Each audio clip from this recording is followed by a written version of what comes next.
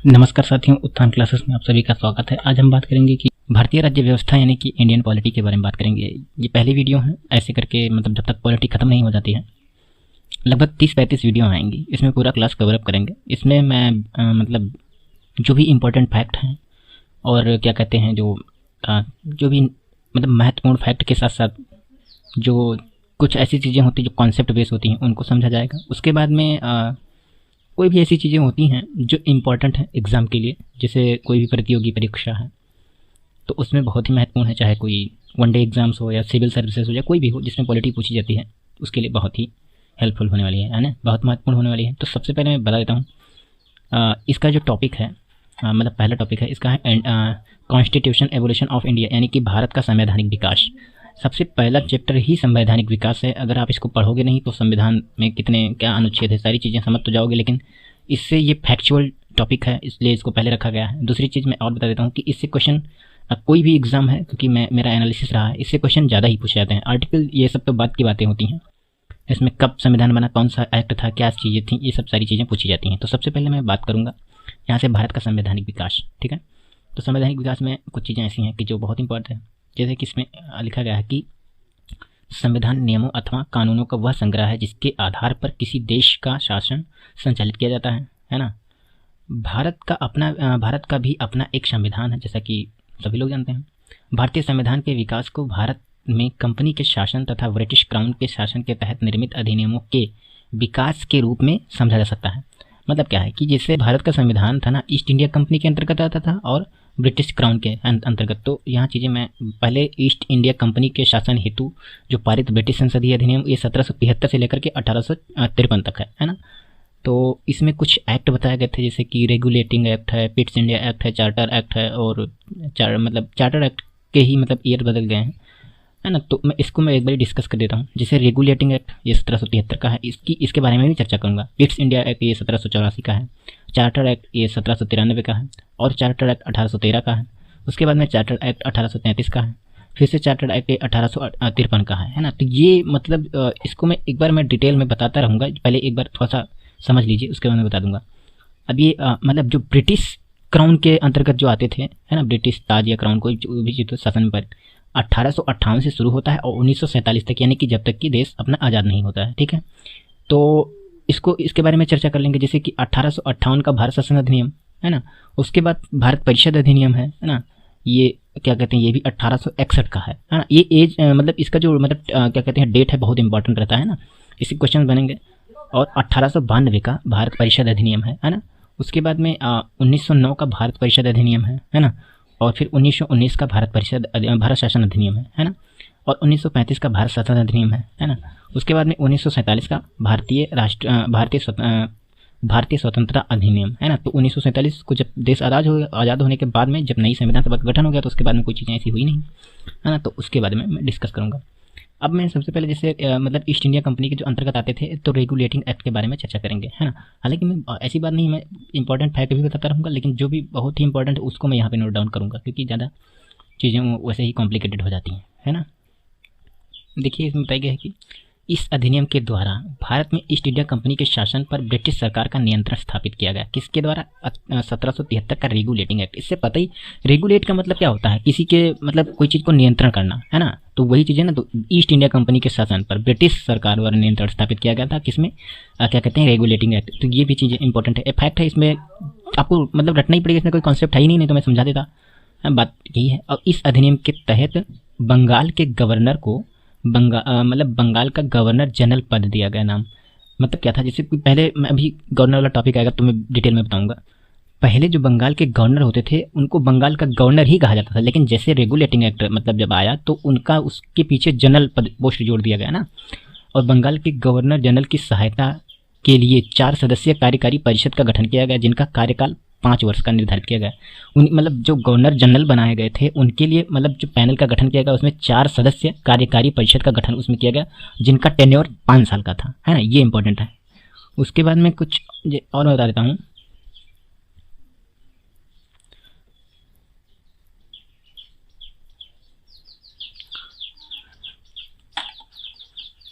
इस व्यवस्था के तहत वॉरेन हेस्टिंग बंगाल का प्रथम गवर्नर जनरल बना।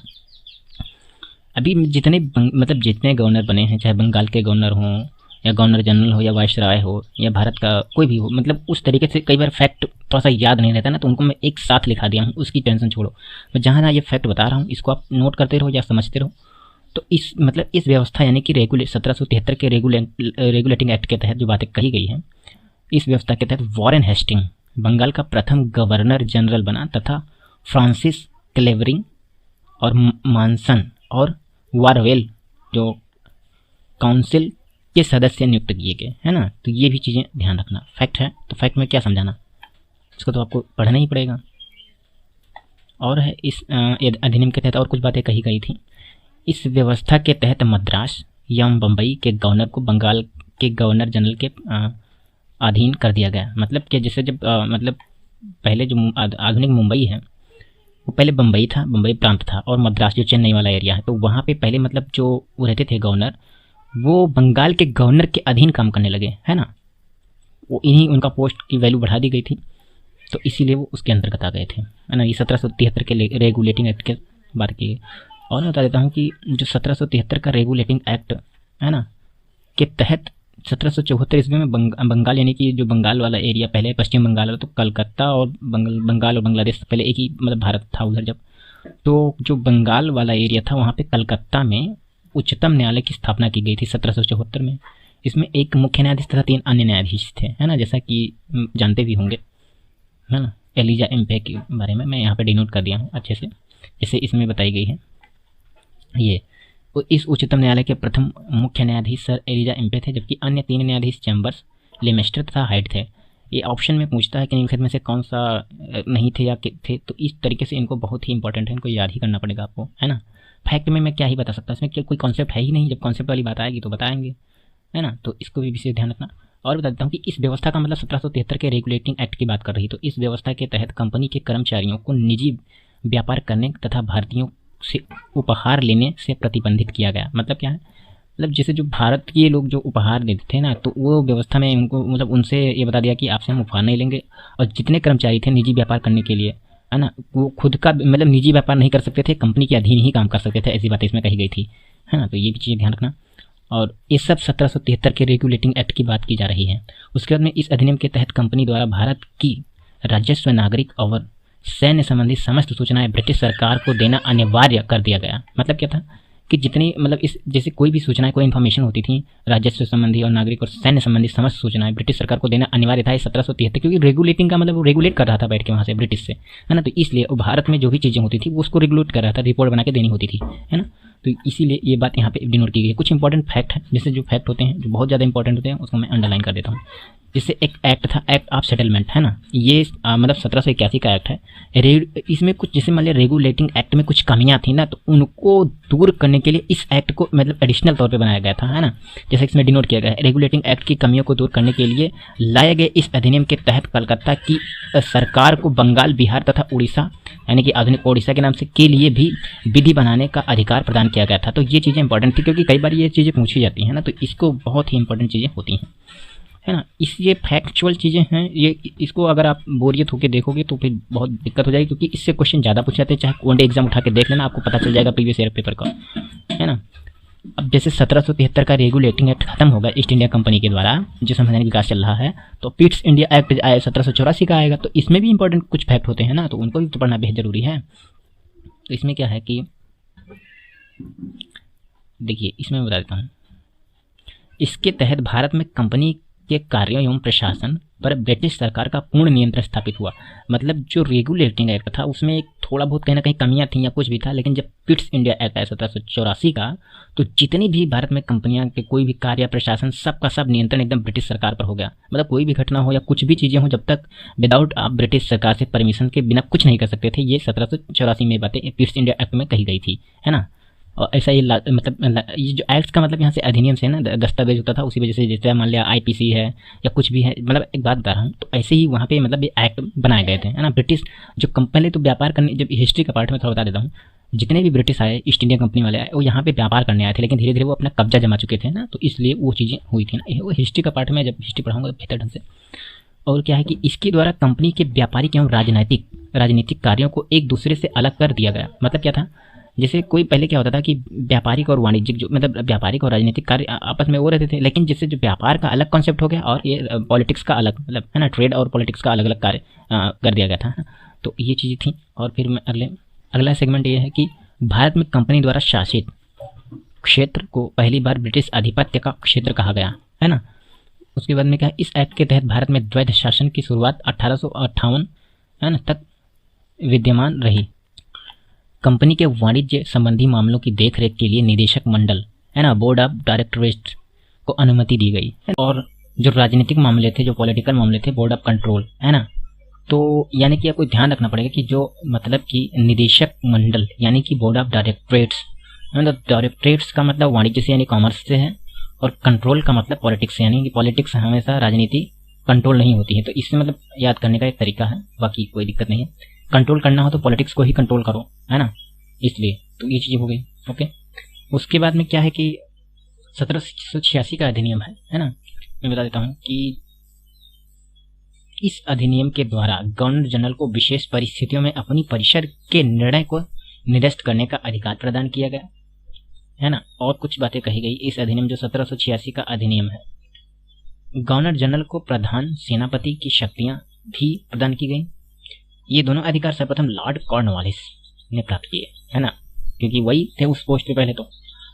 तो मैं छोटी सी बात बताता हूँ, कुछ फैक्ट है, बहुत इंपॉर्टेंट फैक्ट है। गवर्नर जनरल एम वायसराय, है ना, और जो भी मतलब अंतिम गवर्नर या प्रथम गवर्नर, इससे क्वेश्चन पूछे ही जाते हैं और इतना कंफ्यूजन रहता है कि हद से ज़्यादा। कहीं भी चले जाओ, कभी प्रथम कौन है और स्वतंत्र भारत के कौन है, पता नहीं क्या फलाना यहाँ का। तो इससे कोई कॉन्सेप्ट थोड़ा सा, सबसे पहले रॉबर्ट क्लाइव। देखिए, मैं यहाँ पे इन गवर्नर के बारे में डिस्कस नहीं कर रहा हूँ क्योंकि ये हिस्ट्री का पार्ट हो जाता है। मैं यहाँ पे इनका एक सीक्वेंस बता देता हूँ। चाहता तो मैं मतलब कर देता, लेकिन वीडियो लंबी हो जाएगी, है ना, क्योंकि हमको पॉलिटी पूरा करना है इसलिए। तो ये मतलब रॉबर्ट क्लाइव के बारे में बता देता हूँ कि बंगाल का प्रथम गवर्नर, ध्यान रखना, बंगाल के प्रथम गवर्नर कौन है, तो रॉबर्ट क्लाइव है। ये 1758 से 1760 तक थे, है ना, उस मतलब 1758-60 से लेकर 1765-67 तक थे। उसके बाद में इनके बाद में जो कोई आया उनका नाम था वॉरेन हेस्टिंग। देखिए, ये बंगाल के प्रथम गवर्नर थे। उसके बाद में जब लास्ट पोस्ट मतलब अंतिम गवर्नर बने, जो वॉरेन हेस्टिंग बने, वॉरेन हेस्टिंग, ये प्रथम रॉबर्ट क्लाइव है, उसके बाद में वॉरेन हेस्टिंग बने, क्योंकि मतलब अंतिम बने। उसके बाद में इनका पद का नाम चेंज कर दिया गया, तो बंगाल का प्रथम गवर्नर जनरल बना दिया गया इन्हीं को, वॉरेन हेस्टिंग को। कब? 1774 से 1785 तक इनका टेन्योर था, किनका? वॉरेन हेस्टिंग का। और जब ये मतलब जब गवर्नर जनरल बने थे और जब अंतिम वो मतलब गवर्नर ही थे, जनरल सिर्फ नहीं लगा था, तो 1772 से 1774 तक, है ना। उसके बाद में देख लीजिए, यहाँ से टेन्योर आपको समझ में आता होगा। तो यही अंतिम गवर्नर थे वॉरेन हेस्टिंग, और प्रथम गवर्नर जनरल थे कौन? Warren Hasting. अंतिम गवर्नर कौन था बंगाल का? तो वॉरेन हेस्टिंग। प्रथम गवर्नर जनरल कौन था? तो वॉरेन हेस्टिंग। और प्रथम गवर्नर कौन था, सिर्फ जनरल नहीं लगा हुआ, तो क्लाइव थे, रॉबर्ट क्लाइव। ये ध्यान रखना, है ना, इंपॉर्टेंट फैक्ट है। उसके बाद में क्या हुआ कि लॉर्ड विलियम बेंटिंग, ये क्या थे? ये जैसे अब यहाँ से भाई इनका इसका पोस्ट मतलब वो जैसे क्या है कि जैसे यहाँ तक क्या है, मतलब इनका टेन्योर जब खत्म हुआ, अंतिम गवर्नर जनरल बने, कौन बने? ये बने आपके क्या नाम है इनका? लॉर्ड विलियम बेंटिंग, है ना, जो सती प्रथा से रिलेटेड है, अंत किया था इन्होंने। तो लॉर्ड विलियम बेंटिंग क्या बने? बंगाल के अंतिम गवर्नर जनरल, जबकि पहले गवर्नर जनरल वॉरेन हेस्टिंग थे, और अंतिम गवर्नर जनरल कौन थे, मतलब लास्ट गवर्नर जनरल कौन थे? तो विलियम बेंटिंग। 1828 से 1834 तक इनका टेन्योर था। और भारत का प्रथम गवर्नर जनरल, पहले जो बंगाल का गवर्नर जनरल था उसी का नाम भारत का, वही मतलब उनका पोस्ट चेंज हो, तो ये भारत के प्रथम गवर्नर जनरल कौन बने? William Bentinck. अंतिम गवर्नर जनरल बंगाल के कौन है? तो विलियम बेंटिंग। और प्रथम गवर्नर जनरल भारत के कौन है? भारत के प्रथम गवर्नर जनरल कौन है? तो ये आपका विलियम बेंटिंग। क्लियर होगा यहाँ पे मैं बात बता रहा हूँ, स्क्रीनशॉट कर लेना अच्छे से, कोई दिक्कत वाली बात तो है नहीं। उसके बाद में क्या हुआ कि लॉर्ड कैनिंग आए, तो कंपनी द्वारा नियुक्त का अंतिम गवर्नर कौन, अंतिम गवर्नर जनरल कौन है? तो 1856 से 1858 तक इनका टेन्योर मतलब कंपनी द्वारा नियुक्त किए गए थे, तो कैनिंग थे। वही बाद में मतलब वो भारत के प्रथम वायसराय बने, कौन? कैनिंग। इनका टेन्योर था 1858 से 62 तक, जब भारत के प्रथम वायसराय बने थे, तो कौन? कैनिंग बने थे। तो क्लियर होता होगा ना सीक्वेंस वाइज, है ना। एक बार मैं फिर से मैं नोट डाउन करा दूंगा या बता दूंगा। उसके बाद में मतलब कौन बने? लॉर्ड माउंटबेटन, है ना। ये क्या कहते हैं कि मैं थोड़ा सा यहाँ से बता देता हूँ। देखिए, भारत का अंतिम वायसराय बने, है ना। ये भारत के प्रथम वायसराय कौन थे? कैनिंग थे। वही बाद में अंतिम वायसराय बने माउंटबेटन। तो माउंटबेटन भारत के प्रथम मतलब अंतिम वायसराय बने। इनका टेन्योर कब बने थे? तो मार्च 1947 से लेकर अगस्त 1947 तक बने थे, है ना, ध्यान रखना इंपॉर्टेंट है। और स्वतंत्र भारत का प्रथम गवर्नर जनरल कौन था? तो ये थे, क्या कहते हैं कि डी थे, माउंटबेटन, है ना। इनका टेन्योर क्या था? इनका टेन्योर था अगस्त 1947 से जून 1948 तक, है ना। तो कोई भी मतलब मान लिया फैक्ट पूछता है कि स्वतंत्र भारत का प्रथम गवर्नर जनरल तो माउंटबेटन, और भारत का अंतिम वायसराय तो माउंटबेटन, याद हो गया। और भारत का प्रथम वायसराय तो कैनिंग, याद रखना, है ना। मैं बार बार ये फैक्ट मतलब रिवीजन करा रहा हूँ, अगर आप ना तो वीडियो बैक करके फिर से देखो, इंपॉर्टेंट है यही फैक्ट। कई बार मिस्टेक होता है ना, तो बहुत ज्यादा चुभती है दिमाग में कि ये क्वेश्चन गलत हो गया ना, तो क्यों ना रट लो इसको। इकट्ठा एक फैक्ट दे दिया है ना। तो ये सी राजगोपालाचारी के बारे में बात करेंगे, चक्रवर्ती राजगोपालाचारी। ये स्वतंत्र भारत के प्रथम तथा अंतिम भारतीय गवर्नर जनरल थे। मतलब जब भारत स्वतंत्र होगा, भारत क्योंकि 1947 में आजाद हो गया, तो भारत के प्रथम तथा अंतिम गवर्नर जनरल बने। मतलब क्या है? प्रथम गवर्नर जनरल नहीं बने, और अंतिम का मतलब ये उसके बाद में पोस्ट ही खत्म कर दिया गया, है ना। तो इसीलिए, है ना। तो जून 1948 से जनवरी 1950 तक जब संविधान सभा का गठन हो गया तो बात खत्म, इन सब पोस्ट को हटा दिया गया, तो अपने भारत की संविधान सभा बन गई, तो वो अलग अलग पोस्ट होने लगा, है ना। तो वो बाद में डिस्कस करेंगे। अब कुछ और इम्पोर्टेंट है, जैसे कि चार्टर एक्ट है। देखो चार्टर एक्ट है 1793 का, इसमें कुछ बातें कही गई है, जैसे दिखा देता हूँ। इस अधिनियम के तहत कंपनी के अधिकार को 20 वर्ष के लिए बढ़ा दिया गया था। जो कंपनी का जो अधिकार था, राइट था, उसको 20 वर्ष के लिए और एडिशनल तौर पे बढ़ा दिया गया था। 1773 का चार्टर एक्ट के तहत बात कही गई थी। और 1813 का चार्टर एक्ट क्या कहता है? यह कहता था कि इसके द्वारा कंपनी के भारतीय व्यापार के एकाधिकार को समाप्त कर दिया गया था, है ना, जैसा अभी मैं लिख देता हूँ, है ना। उसके बाद में क्या कही गई थी कि हालांकि कंपनी को चीन से व्यापार तथा कंपनी का भारत में चाय व्यापार के लिए एकाधिकार जारी रहा, है ना। इस अधिनियम के तहत भारत में शिक्षा के विकास एवं विस्तार के लिए 1 लाख रुपए प्रति वर्ष खर्च करने की व्यवस्था की गई थी। ये सब बातें कही गई थी, मतलब क्या कहते हैं कि जो 1813 का चार्टर एक्ट के बारे में मतलब कही गई थी, उसी में कही गई थी, है ना। तो ये इंपॉर्टेंट भी है ना। ये सब फैक्ट है, इसमें क्या मतलब मैं फैक्ट है तो फैक्ट को याद तो करना पड़ेगा भाई। जैसे 1 लाख रुपए प्रति वर्ष, है ना, शिक्षा व्यवस्था के लिए, तो भाई इसको तो मतलब याद करना है ना। उसमें कॉन्सेप्ट होता तो अलग बात होती। अभी 1833 का चार्टर एक्ट है, ये थोड़ा सा इसको ये भी फैक्चुअल चीजें हैं, कोई भी चीजें होंगी मैं बताता रहूंगा। तो इस एक्ट के तहत बंगाल के गवर्नर जनरल को संपूर्ण भारत का गवर्नर जनरल बना दिया गया, है ना। बता दें, वो आगे वही पोस्ट की बात होती थी। जो बंगाल के पहले गवर्नर जनरल थे वो संपूर्ण भारत का गवर्नर जनरल बना दिया गया था, है ना। 1833 के चार्टर एक्ट के तहत ये फैक्ट है, फैक्ट को याद करना पड़ेगा। और इसके द्वारा मतलब 1833 के अधिनियम के द्वारा फिर कुछ बातें और कही गई थी कि इसके द्वारा कंपनी के समस्त व्यापारिक कार्य समाप्त कर दिए गए तथा भविष्य में उसे केवल राजनीतिक कार्य ही करने थे। मतलब जो भी वाणिज्यिक कार्य थे, व्यापारिक कार्य थे, ट्रेड वाले थे, उनको समाप्त करके केवल पॉलिटिक वर्क देखा गया ना। तो ये भी चीजें बहुत इंपॉर्टेंट है। ओके, उसके बाद में और कुछ बातें कही गई थी कि क्या कहा था कि गवर्नर जनरल की परिषद में एक कानूनी सदस्य, चौथा सदस्य को क्या कहते हैं कि शामिल किया गया। उसमें प्रथम मैकाले थे, है ना, क्योंकि शिक्षा व्यवस्था से रिलेटेड इनकी बहुत बड़ी उपलब्धि मानी जाती है थोड़ा सा।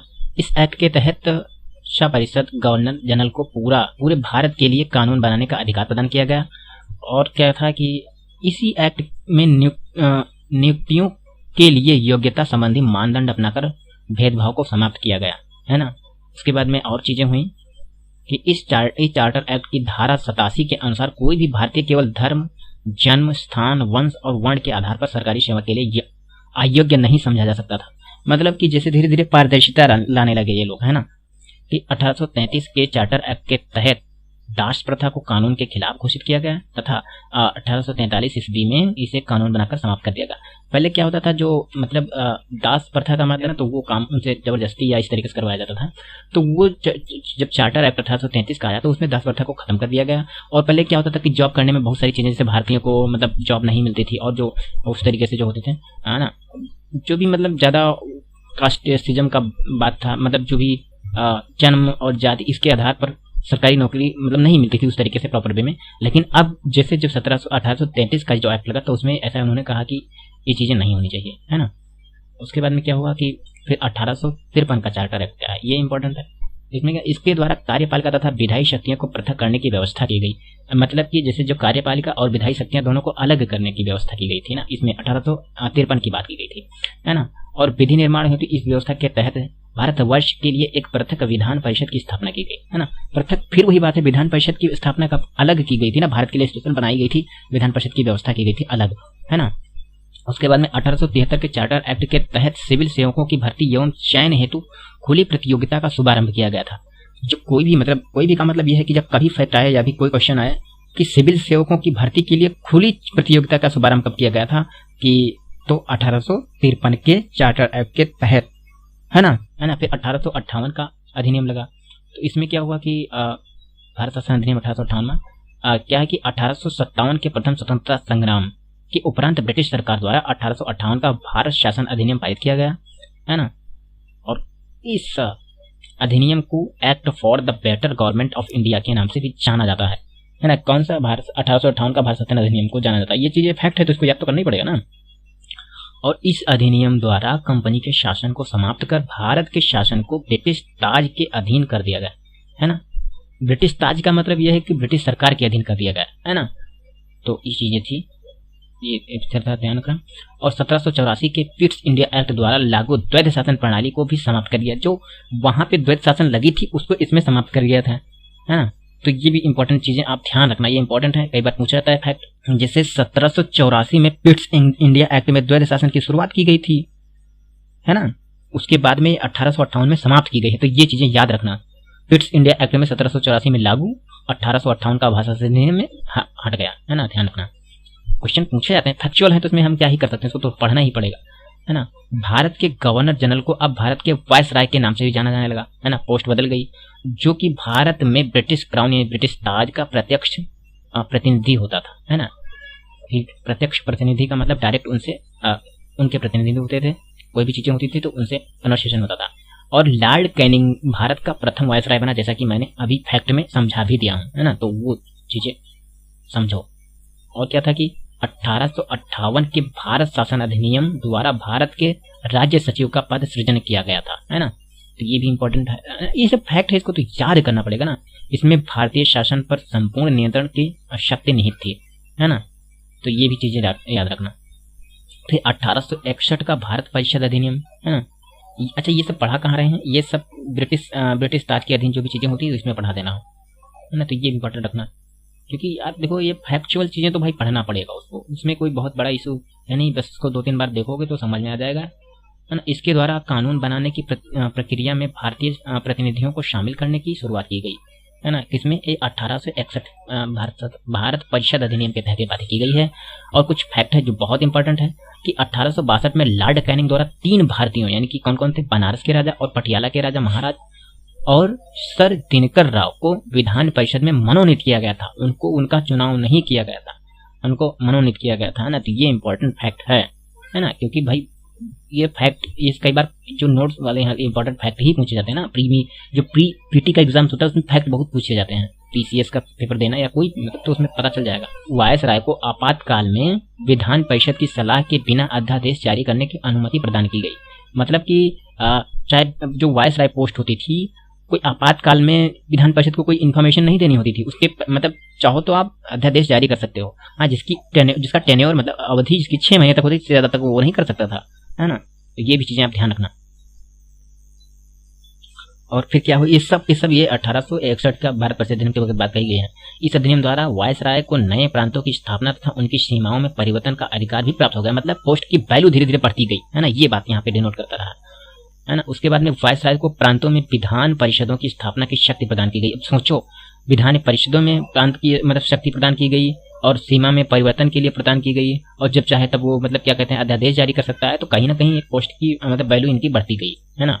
और भी बात की कुछ नोट फैक्ट है क्या कि क्या कहते हैं कि 1862 में बंगाल और 1866 में उत्तर पश्चिम सीमा प्रांत तथा 1897 में पंजाब विधान परिषदों का गठन किया गया, है ना। तो ये नोट्स बहुत इंपॉर्टेंट है, क्योंकि भाई विधान परिषद की बात हो रही है यहाँ पे, भाई विधान परिषद का गठन तो बहुत ही इंपॉर्टेंट है। तो कब किया गया, यही तो इंपॉर्टेंट पूछेगा फैक्ट न्यूट्रिशन में से, कब कौन, या मैच द फॉलोइंग आ जाएगा। तो 1862 में बंगाल में किया गया, 1866 में उत्तर पश्चिम प्रांत में किया गया और 1897 में पंजाब में विधान परिषद का गठन किया गया था, है ना। बहुत इंपॉर्टेंट फैक्ट है भाई, इसको तो याद तो करना ही पड़ेगा। और 1892 का भारत परिषद अधिनियम के बारे में बात की जा रही है अब। तो इसके द्वारा एक सीमित एवं अप्रत्यक्ष निर्वाचन प्रणाली की शुरुआत की गई। मतलब क्या है, अप्रत्यक्ष का यहाँ पे इनडायरेक्ट निर्वाचन प्रणाली की शुरुआत की गई थी, जो क्या कहते हैं कि 1892 के भारत परिषद अधिनियम के तहत ये बातें कही गई थी, है ना। तो ये भी इंपॉर्टेंट है। और केंद्रीय विधान परिषद के भारतीय सदस्यों को वार्षिक बजट पर बहस करने तथा सरकार के 6 दिनों पूर्व नोटिस पर प्रश्न पूछने का अधिकार भी दिया गया। ये कब किया गया? ये 1892 का भारत परिषद अधिनियम के तहत ये बातें कही गई थी, है ना, जो कि बहुत ही इंपॉर्टेंट कुछ मतलब फैक्ट है। परंतु पूरक प्रश्न पूछने तथा मतदान करने का अधिकार नहीं था, है ना। केवल क्या नोटिस प्रश्न पूछो या पूरक प्रश्न ना पूछो, है ना, बस वही चीजें होती हैं। प्रश्न के बारे में आंशिक प्रश्न क्या होते हैं, पूर्व क्या होते हैं, सब मैं बताऊंगा। सीमित अर्थों में निर्वाचन पद्धति का आरंभ किया जाना इस अधिनियम की महत्वपूर्ण विशेषता थी, है ना। तो सबसे इंपॉर्टेंट अगर देखा जाए विशेषता क्या थी, तो सीमित अर्थों में निर्वाचन पद्धति का आरंभ करना, है ना, इलेक्शन करवाने का बहुत ज्यादा इसमें एक वो माना जाता है ना। उसके बाद में क्या है अगला, जो 1909 का भारत परिषद अधिनियम का है, इससे मॉर्ले मिंटो सुधार अधिनियम के नाम से भी जाना जाता है। क्यों क्या किस लिए? क्योंकि लॉर्ड मिंटो तत्कालीन वायसराय तथा जॉन मार्ले राज्य सचिव थे, है ना, तो इसलिए इसको जाना जाता था। इस अधिनियम के द्वारा भारतीयों को विधि निर्माण तथा प्रशासन दोनों में प्रतिनिधित्व प्रदान किया गया था, है ना, तो ये भी इंपॉर्टेंट है। और पहली बार किसी भारतीयों को वायसराय की कार्यपालिका परिषद में जोड़ने का प्रावधान किया गया था, है ना। तो पहली बार कब मतलब पहली बार भारतीय वायसराय कार्यपालिका परिषद जोड़ने का अधिकार कब प्रदान किया गया था? तो प्रावधान कब किया गया था? तो 1909 का भारत परिषद अधिनियम के तहत ये बातें कही गई थी। तो ये इंपॉर्टेंट है भाई, क्योंकि ये फैक्ट है, इस पेज में आ गया है, तो मैं बता देता हूँ। इसमें क्या है, कुछ नोट्स फैक्ट है। सत्येंद्र प्रसाद सिन्हा वायसराय के कार्यपालिका परिषद के प्रथम भारतीय अध्यक्ष बने। कौन बने थे? सत्येंद्र प्रसाद सिन्हा, है ना। उन्हें विधि सदस्य के रूप में शामिल किया गया था। तो एक इंपॉर्टेंट फैक्ट है इसमें। फैक्ट है तो इसमें भाई फैक्ट को तो याद ही करना पड़ता है ना, उसको तो पढ़ना ही पड़ेगा। कुछ और फैक्ट है, इस अधिनियम ने केंद्रीय तथा प्रांतीय विधायनी शक्ति को बढ़ा दिया था, है ना। उसके बाद में क्या हुआ था कि परिषद के सदस्यों को बजट एवं लोकहित के विषयों की विवेचना पूरा प्रश्न करने का अधिकार भी दिया गया था। अभी तक उसमें क्या था उस अधिनियम में कि पूरा प्रश्न नहीं पूछ सकते थे, जो 1892 का अधिनियम था भारत परिषद, लेकिन इसमें ऐसा वो चीजें हटा दी गई थी, है ना। तो ये मतलब इंटर रिलेट किया करो, नहीं तो दिक्कत हो जाएगा। को रिलेट करना बहुत इंपॉर्टेंट है ना, नहीं तो ये फैक्ट एकदम माथा पच्ची की तरह हो जाता है। और फिर क्या था कि इस अधिनियम द्वारा मुसलमानों के लिए सांप्रदायिक प्रतिनिधित्व अलग निर्वाचन क्षेत्रों की स्थापना की गई थी, है ना। तो अलग निर्वाचन मुसलमानों के लिए कब की गई थी? तो ये 1909 का भारत परिषद अधिनियम के तहत बातें कही गई थी। ओके, इंपॉर्टेंट तो है ये भाई।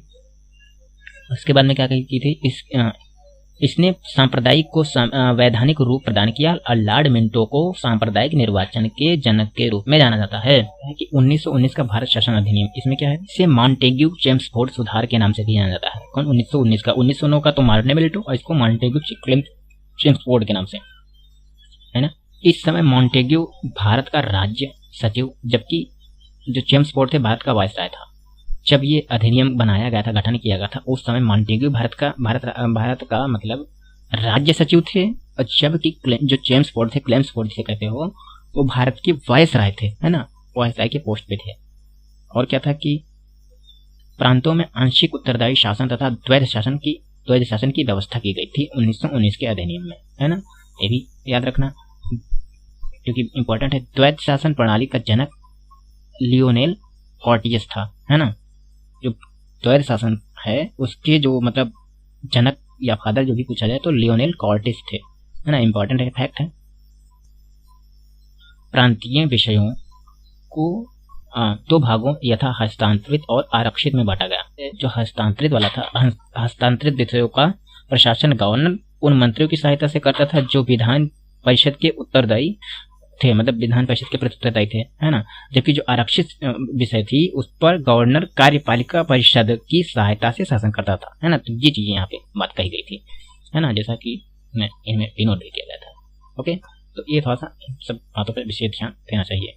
और बातें कुछ और कही गई थी, जैसे कि इस अधिनियम के द्वारा पहली बार केंद्र में द्विसदनीय व्यवस्था की स्थापना की गई थी, है ना। तो द्विसदनीय, देखो द्वैध शासन अलग है, द्विसदनीय अलग है। तो अगर कोई पूछे कि द्विसदनीय व्यवस्था कब की गई थी, तो ये 1919 का भारत शासन अधिनियम के तहत की गई थी, है ना।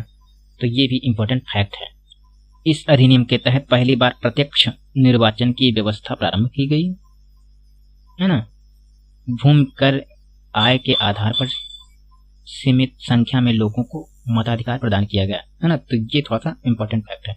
प्रत्यक्ष, है ना, निर्वाचन की व्यवस्था की गई थी, है ना। जैसे कि सांप्रदायिक आधार पर सिखों, भारतीयों, ईसाइयों, आंग्ल भारतीयों तथा यूरोपियों के लिए अलग निर्वाचन के सिद्धांत को लागू कर दिया गया। ये 1919 का अधिनियम था, है ना, तभी बातें कही गई थी। उसके बाद में क्या था कि इस अधिनियम में पहली बार उत्तरदायी शासन शब्द का प्रयोग किया गया, है ना। और क्या कहते हैं, इस अधिनियम में एक लोक सेवा आयोग के गठन का प्रावधान कब किया गया था, तो क्या कहते हैं कि 1919 का भारत शासन अधिनियम के तहत किया गया था, है ना। तो ये चीजें थोड़ा सा इंपॉर्टेंट होनी चाहिए। अच्छा, मैं एक बात और बता दूं, जब लोक सेवा आयोग का गठन किया गया था तो वर्ष 1926 में ली आयोग की सिफारिश पर केंद्रीय लोक सेवा का गठन किया गया था। तो ये भी थोड़ा सा और एक फैक्ट है ना। तो ये भी चीज थोड़ा जैसे कि इसमें डिनोट भी किया गया था। इसके अंतर्गत एक वैधानिक आयोग के गठन का प्रावधान किया गया, जिसे 10 वर्ष बाद जांच करने के पश्चात अपनी रिपोर्ट प्रस्तुत करनी थी, है ना। तो इम्पोर्टेंट बात है। अब हम बात करेंगे 1935 का भारत शासन अधिनियम। इंपॉर्टेंट है 1935 का भारत शासन अधिनियम, क्योंकि बहुत इंपॉर्टेंट है भाई, इससे भी क्वेश्चन तो पूछे जाते हैं ना। क्वेश्चन का मतलब यह है, जब तक आप फैक्ट याद नहीं करोगे तो कुछ थोड़ा सा दिक्कत वाली बात तो है। ये फैक्ट से ही तो आदमी भाई कॉन्सेप्ट और फैक्ट दोनों याद रखोगे तभी तो पेपर निकलेगा। अब ये पहला चैप्टर ही ऐसा है, संविधान का जो भी मतलब इसमें हुआ है, इसमें टोटल फैक्ट ही है, बहुत सारी घटनाएं हुई हैं, तो उसको थोड़ा सा याद तो करना ही पड़ेगा। ये क्या है कि 1935 का अधिनियम बात करूँ, यह एक विस्तृत यानी कि बड़ा सा दस्तावेज था, जिसमें 321 अनुच्छेद, 10 अनुसूचियां, इनमें प्रस्तावना का अभाव था, मतलब प्रस्तावना बहुत लिमिटेड मात्रा में थी, है ना। अधिनियम पत्र के बारे में, अधिनियम के बारे में। उसके बाद में और कुछ बातें थी, जैसे कि मैं बता दे रहा हूँ कि इस अधिनियम द्वारा अखिल भारतीय संघ की स्थापना की गई थी, हाँ, जिसे ब्रिटिश भारतीय प्रांत, कुछ भारतीय रियासतों को मिलाकर स्थापित किया जाना था, है ना। हालांकि यह व्यवस्था कभी भी अस्तित्व में नहीं आई थी।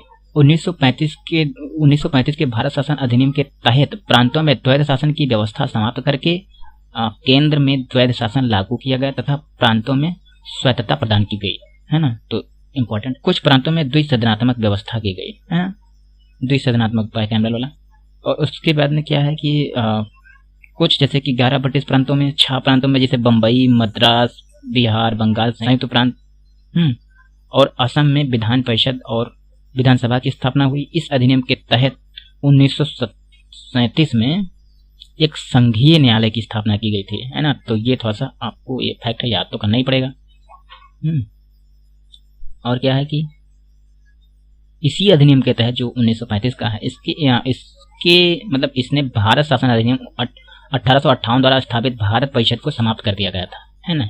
जो 1858 में भारत परिषद ने बनाया था उसको समाप्त कर दिया गया, है ना। उसके बाद में क्या, 1935 के भारत शासन अधिनियम द्वारा लगभग 10% संख्या को मताधिकार प्रदान किया गया, है ना।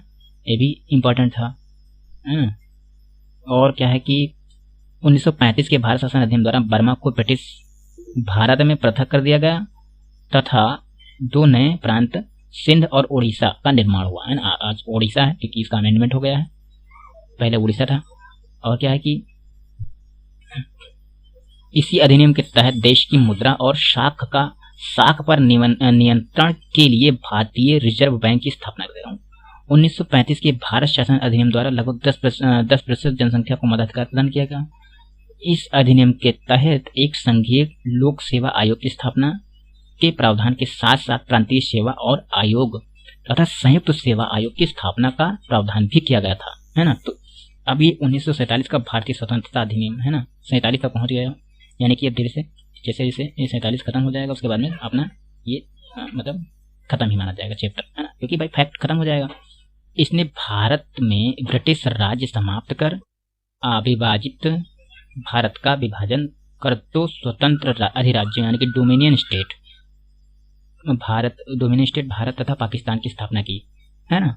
ये 1947 का भारतीय स्वतंत्रता अधिनियम के बारे में बात की गई थी, है ना। तो पहले जब डोमिनियन स्टेट का दर्जा मांग रहे थे तब उन्होंने नहीं दिया, कह रहे थे ये करो। उसके बाद में पूर्ण स्वतंत्रता हुई, है ना। बहुत सारी कॉन्सेप्चुअल चीजें हैं यहाँ पे, बहुत सारी कहानियां हैं, तो उन सब चीज़ों को यहाँ डिस्कस करना टाइम वेस्ट चले जाएगा, उसको कोई मतलब नहीं। फैक्ट याद कर लीजिए, उसके बाद में जब जरूरत पड़ेगी तो मैं उसको बताता रहूँगा, है ना। उसके बाद में क्या है कि इसमें दोनों अधिराज्यों की संविधान सभाओं को अपने देश का संविधान बनाने और उनके लिए किसी भी देश के संविधान को अपनाने की शक्ति दी, है ना। उसके बाद में कि भारतीय स्वतंत्रता अधिनियम 1947 ने 15 अगस्त 1947 को भारत को स्वतंत्र एवं संप्रभु राष्ट्र घोषित कर दिया, है ना। ये अधिनियम में कि भारत हमारा भाई 15 अगस्त 1947 को हमारा राष्ट्र स्वतंत्र एवं संप्रभु है, यानी कि वो अपना खुद की सरकार बना सकता है और अपने जो भी नीति योजना या कुछ बना सकता है, अपना खुद प्रशासन बना सकता है, खुद कानून बना सकता है, ऐसी चीजें हो गई। स्वतंत्र होने का मतलब तो यही तो होता है ना, हर चीज करो। तो ये भी थोड़ा सा। उसके बाद में क्या हुआ कि इस अधिनियम के द्वारा ब्रिटिश शाही उपाधि से भारत का सम्राट शब्द कर दिया गया ना। ब्रिटिश शाही उपाधि यार थोड़ा सा तो ब्रिटेन को मतलब क्रेडिट जाता है, इसीलिए भारत का सम्राट बना दिया गया है ना। तो ये चीजें हुई धीरे धीरे, मतलब भारत स्वतंत्रता की तरफ एकदम आगे अग्रसित हो गया है ना। उसके बाद में क्या था कि भारतीय रियासतों को यह स्वतंत्रता थी कि वह भारत अधिराज्य या पाकिस्तान अधिराज्य के साथ मिल सकती हैं या स्वतंत्र कर सकती हैं। मतलब क्या है कि जैसे जो भारतीय रियासतें थीं, जब बंटवारा उस तरीके से हुआ तो उन्होंने कहा कि जो भी कुछ चाहे अगर पाकिस्तान के साथ जो या भारत के साथ जो गई थी, है ना। उसके में और कुछ बातें कही गई कि प्रत्येक अधिराज्य द्वारा अपना संविधान बनाने तक भारत शासन अधिनियम 1935 के तहत ही शासन संचालित किए जाने की व्यवस्था की गई। मतलब कि जब तक संविधान नहीं बनता है तो भारत शासन अधिनियम 1935 के जितने भी एक्ट हैं, जो भी जितने कानून हैं, उसी के माध्यम से ही मतलब चलेगा। ऐसा इन्होंने मतलब 1947 के अधिनियम में बात कही गई थी, क्योंकि इस तरीके से आ गया क्योंकि अपने भारत शासन अधिनियम 1935 है, बहुत बहुत बहुत बड़ा अधिनियम है, ब्रॉड अधिनियम है ना। उसी के चलते बहुत सारी चीजें हुई हैं, इसमें कोई नकारने की बात नहीं है। जैसे कि मैं थोड़ा सा एक ओवरव्यू बता देता हूँ, बहुत अति महत्वपूर्ण फैक्टों में से एक बता देता हूँ। भारत शासन अधिनियम 1935 हालांकि मैं करवा दिया हूँ। जैसे कि यह अधिनियम भारत में पूर्ण उत्तरदायी सरकार के गठन के लिए एक मील का पत्थर साबित हुआ, है ना। यह एक लंबा और विस्तृत दस्तावेज था, जिसमें जैसा कि 321 धारा 10 से बताया। भारत शासन अधिनियम में इसमें प्रांतों में द्वैत शासन की समाप्ति की गई, प्रांतों में उत्तरदायी सरकार की स्थापना भी की गई थी, है ना। केंद्र में द्वैत शासन प्रणाली का प्रारंभ किया गया। संघीय विषयों का स्थानांतरित एवं आरक्षित विषयों के रूप में विभाजन कर दिया गया था और सांप्रदायिक प्रतिनिधित्व का विस्तार। दलित जातियों, महिलाओं और मजदूर वर्ग के लिए प्रथम बार निर्वाचन की व्यवस्था यहीं से की गई थी। भारत शासन अधिनियम 1935 की बात कर रहा हूं मैं, है ना, इंपॉर्टेंट है। उसके बाद में कि लोक सेवा आयोगों की स्थापना, है ना, की गई थी। केंद्र में लोक सेवा आयोग और राज्यों में राज्य लोक सेवा आयोग, 2 या 2 से अधिक राज्यों में संयुक्त लोक सेवा आयोग की स्थापना 1935 के अधिनियम के तहत ही की गई थी। संघीय न्यायालय का प्रावधान किया गया था। इसके तहत 1937 में संघीय न्यायालय की स्थापना की गई। प्रमुख न्यायालय सर, इसके सर्वप्रथम न्यायाधीश सर मॉरिस बेवेर थे। इंपॉर्टेंट है, समझो बात को। और इसी में रिजर्व बैंक की स्थापना भी की गई थी। इंग्लैंड में भारत परिषद की समाप्ति, है ना। भारत सचिव को सलाहकारों की एक टीम प्रदान की गई थी और 11 राज्यों में से 6 द्विसदनीय व्यवस्था, जैसे कि बंगाल, बंबई, मद्रास, बिहार, संयुक्त प्रांत और असम में, जैसा कि इसमें मैंने पहले बता दिया था। और अखिल भारतीय संघ की भी स्थापना 1935 शासन के अधिनियम के तहत की गई थी। केंद्र एवं राज्य इकाइयों के बीच 3 अनुसूचियां, जैसे संघीय सूची, राज्य सूची, समर्थित सूची के माध्यम से शक्ति का बंटवारा, अवशिष्ट शक्तियां पर विशेष विधि बनाने का अधिकार वायसराय को दिया गया था। भारत के प्रांतों, चीफ कमिश्नर प्रांतों एवं देशी रियासतों को मिलाकर एक अखिल भारतीय संघ की स्थापना का प्रावधान किया गया, परंतु यह व्यवस्था कभी अस्तित्व में नहीं आ सकी, है ना। वर्मा को भारत से अलग करने का प्रावधान भी 1935 अधिनियम के तहत की गई थी। तो ये कुछ फैक्ट बहुत ही महत्वपूर्ण थे, हालांकि इसको मैं नोट डाउन नहीं कर पाया, ये थोड़ा सा कहीं ना कहीं कॉम्प्लिकेटेड बातें थी, लेकिन इतना मैं बताया हूँ तो बहुत इंपॉर्टेंट है ना। तब तक के लिए बहुत बहुत धन्यवाद अपना सहयोग देने के लिए, है ना। कमेंट, लाइक और शेयर जरूर करें, और इम्पोर्टेंट है ये फैक्ट को कम से कम याद करें। ना बहुमूल्य समय देने के लिए बहुत बहुत धन्यवाद। उत्थान क्लासेज के संस्थापक अंबुज की तरफ से आप सभी को सफल होने की अग्रिम शुभकामनाएं।